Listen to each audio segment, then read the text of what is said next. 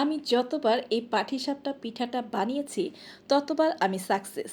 এর পিছনে ২-৩টি টিপস আছে যেগুলো ফলো করলে আপনাদের পাটিসাপটা পিঠাগুলো নরম, তুলতুলে ভাঙবে না আর পুরুত্বের মেজারমেন্ট ঠিক থাকবে।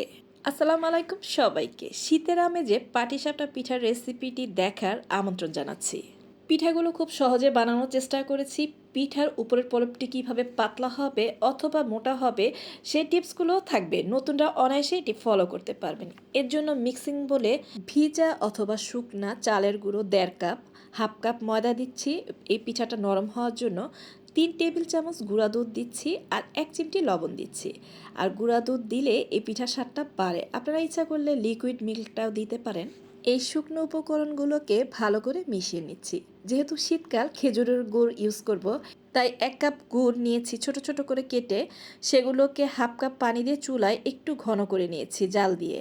আর এখন কুসুম কুসুম গরম অবস্থায় এই মিক্সিংটা করে নিব, কারণ মিক্সিংটা যত সুন্দর হবে তত সুন্দর পিঠাটা হবে। আর অবশ্যই প্রথম থেকে শেষ পর্যন্ত যতটুকু পানি ইউজ করবেন কুসুম কুসুম গরম পানি ইউজ করবেন।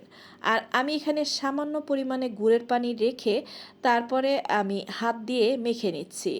আর এটা যেহেতু মিষ্টিটা যার যার খাওয়ার উপর ডিপেন্ড করে, আপনারা চিনি দিয়েও এখানে করতে পারেন, গুড় যাদের ভালো না লাগে আর মিষ্টিটা কেমন খাবেন সেই পরিমাণে এখানে ইউজ করবেন। তো আমার এখানে মিষ্টিটা ঠিকঠাক ছিল, যেহেতু ভিতরে খিরসা দিব সেটাও মিষ্টি থাকবে। আর এখন ভালো করে এটাকে মিক্সড করে নিচ্ছি। আমার প্রত্যেকটা পিঠার রেসিপিতে বলা হয়েছে যে যতক্ষণ পর্যন্ত আঠালো একটা ভাব না আসে সে পর্যন্ত হাত দিয়ে এভাবে মিক্সড করব। আর কুসুম কুসুম গরম পানি নিয়েছি, এখন অল্প অল্প দিয়ে ভালো করে আবারও এভাবে মিক্সড করে নিচ্ছি। অনেকেরই অভিযোগ থাকে যে পিঠাটা হতে চায় না, ভেঙে যায়। তাই এই টিপসগুলি যদি ফলো করেন অবশ্যই পিঠা ১০০% গ্যারান্টি দিয়ে বলছি হবে। হাফ কাপ কুসুম গরম পানি আবারও মিশিয়ে নিচ্ছি। এখন ভালো করে মিক্সড করে এক সাইডে আমি কিছুক্ষণের জন্য রেস্ট করে রাখবো। আর এই বেটারটির জন্য আরেকটু কাজ আছে, সেটা পরে স্টেপ বাই স্টেপ দেখিয়ে দিব। আর এখন সহজে খিরসা তৈরি করব সেটা দেখিয়ে দিচ্ছি।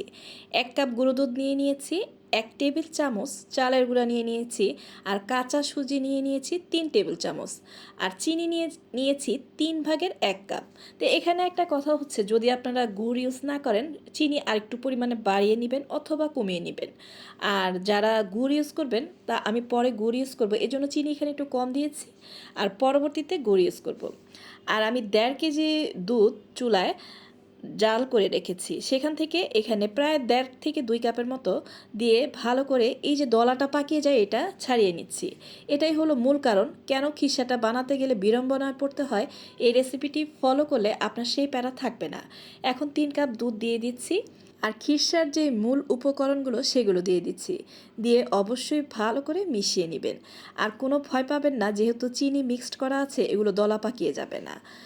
আর এখানে একটুখানি এলাচের গুঁড়ো দিয়ে দিচ্ছি সুঘ্রাণের জন্য। যারা আস্ত এলাচ ইউজ করতে চান তারা করবেন। কিছু পরিমাণে লিকুইড দুধ আমার বেঁচে গিয়েছিল, তো এখানে যতটুকু লাগে আমরা দুধটা কি অন্য চুলায় গরম করা থাকলে একটু একটু করে মিক্সড করে নিলে সুবিধা হয়। দুধ জাল দেওয়া থাকলে এই যে খিরসা তৈরির যে প্রসেসটা সেটা খুব শিগগিরই হয়ে যায়। ১ চিমটি মিষ্টি জিনিসে লবণ দিতে হয়, সেটা দিয়ে ভালো করে মিশিয়ে নিচ্ছি। এ পর্যায়ে কোনোভাবেই কিন্তু নাড়াচাড়া থামানো যাবে না। দেখেন কিভাবে ঘন হয়ে আসছে। তো আস্তে আস্তে এভাবে নেড়ে নিচ্ছি, আর কিনারে যেখানে লেগে গিয়েছে সেখান থেকে নামিয়ে নিচ্ছি। চুলাটাকে একটু অফ করে গরম ভাবটা বের করে গুড়টা দিয়ে দিচ্ছি। আর আমার গুড়টা ভালো ছিল, গরম অবস্থায় দেওয়া যায়, কিন্তু আমি আপনাদের সুবিধার্থে এভাবে দেখিয়ে দিয়েছি। এখন আবারও ভালো করে মিক্সড করে চুলা জ্বালিয়ে দিচ্ছি। দিয়ে আবার এখন যে পর্যন্ত আমি যে পরিমাণে রাখতে চাচ্ছি, মানে যেই রকম ঘন হবে সেইভাবে করব, সেই অনুযায়ী আমার ততক্ষণ পর্যন্ত নেড়ে যেতে হবে। আর সুঘ্রাণের জন্য শেষ পর্যায়ে ঘি দিয়ে দিয়েছি।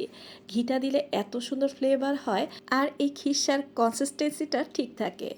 আর আপনি কীরকম পাতলা রাখতে চাচ্ছেন সেভাবেই থামিয়ে দিবেন। এভাবে রাখলে একটু পাতলা থাকে ভিতরের প্রলেপটা। আর আমি যখন ঠান্ডা করব আর এটা আরও ঘন হয়ে যাবে। তো আমি একটুখানি নেড়েচেড়ে ঠান্ডা করে নিচ্ছি। চুলা কিন্তু অফ করে দিয়েছি, এরকম ঘনত্বে রেখেছি। আপনারা ইচ্ছা করলে আরেকটু লিকুইড রাখতে পারেন। এদিক দিয়ে দেখেন আমার ব্যাটারটি একদম ঘন হয়ে জমে গিয়েছে। এখন যে মেন প্রসেস, যে পিঠাটা নরম তুলতুলে হবে সেটা করতে যাচ্ছি। একটু ব্লান্ডারে দিয়ে কিছুক্ষণ ঘুরিয়ে নিচ্ছি, তাহলে এটার ভিতরে একটা মসৃণতা ভাব আসবে, পিঠাগুলো ফাটবেও না। দেখেন তো মূল কারণ যেটা সেটা বলে দিচ্ছি। আর ওই যে জাগটা মানে ব্লান্ডারের, সেটা ধুয়ে একটু পানি দিয়ে দিচ্ছি। তো এখানেও কিছু পানি দিচ্ছি, আর আমি দেখছি যে আমার আরেকটু পানি লাগবে। টোটাল গুড় দিয়েছি, গুড়ের পানি দিয়েছি, আর কুসুম কুসুম গরম পানি 1.5 কাপের মতো দিয়েছি। তো এখন দেখেন এটার মানে ব্যাটারের যে ঘনত্বটা সেটা কীরকম সেটা দেখিয়ে দিচ্ছি। আর খিসাটাও এদিক দিয়ে জমে সেট হয়ে গিয়েছে। এখন চলে যাচ্ছি ফ্রাই প্যান বসিয়ে তেল ব্রাশ করে পিঠাগুলো বানাতে। আর তেল কিন্তু রাখা যাবে না, একটা টিস্যু পেপার দিয়ে মুছে নিচ্ছি। আর চুলার আগুন একদম লো হিটে থাকবে, কোনোভাবেই আগুন বাড়ানো যাবে না। জাস্ট ফ্রাই প্যানটা গরম হবে, ওই অবস্থায় আপনার একদম লো করে দিবেন। আর দেখেন পিঠার যে মোটা যে প্রলেপের মতো রুটি হয় সেটা প্রথম অবস্থায় দেখাচ্ছি। আর একটি পিঠা বানিয়ে নিচ্ছি। ভিতরে যতটুকু পুর দিতে স্বাচ্ছন্দ্য বোধ করেন সেভাবেই দিবেন। তা আমি মোটামুটি আকারে দিচ্ছি। আর পিঠাটা দেওয়ার কতক্ষণ পরে দিচ্ছি, মানে আপনার রুটিটা দেওয়ার কিছুক্ষণের মধ্যে যখন হয়ে আসে এভাবে দিয়ে ঘুরিয়ে নেবেন। আর কিভাবে আস্তে আস্তে করে ঘুরিয়ে নিচ্ছি দেখেন, আমার কিন্তু কোনো অংশ দিয়ে লেগে নাই। আর পিঠাটা কিভাবে পারফেক্টনেস হয়েছে সেটা দেখেই বুঝতে পারছেন। তা আমি আরও কয়েকটা পিঠা বানাবো, দেখিয়ে দিব। এটার প্রলেপটা মোটামুটি মোটা হয়েছে, পাতলা প্রলেপেরও আমি দেখিয়ে দিব। দেখেন আমি একটা একটা করে পিঠা দিচ্ছি আর উঠিয়ে নিচ্ছি।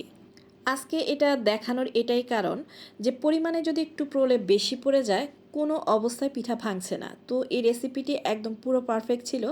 দেখেন এখন আমি খিসা আবার পরিমাণ মতো দিয়ে আবারও এটাকে বানিয়ে নিচ্ছি।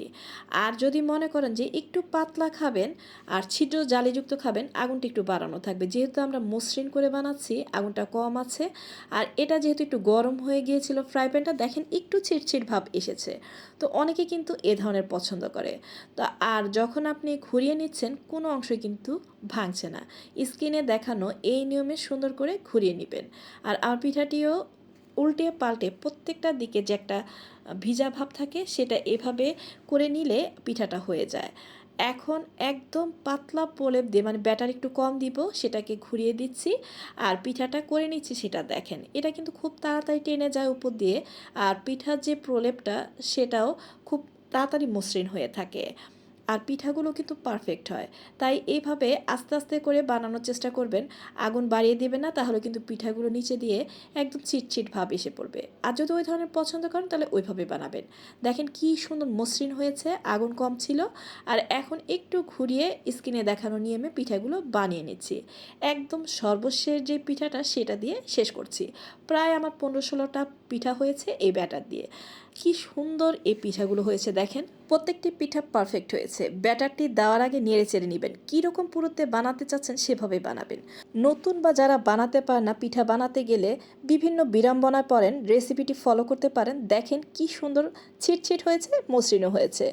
এভাবে যে কোনো নিয়মে বানিয়ে নেবেন। আর ভিতরের দেখেন কি সফট নরম হয়েছে, আর পুরে ভরা এই পিঠাগুলো খেতে নিশ্চয়ই অসাধারণ লাগবে। তাই ভালো লাগলে রেসিপিটি ফলো করবেন আর আমাদের পাশেই থাকবেন। পরবর্তী ভিডিও দেখার আমন্ত্রণ রইল। আজ এ পর্যন্ত, আল্লাহ হাফেজ।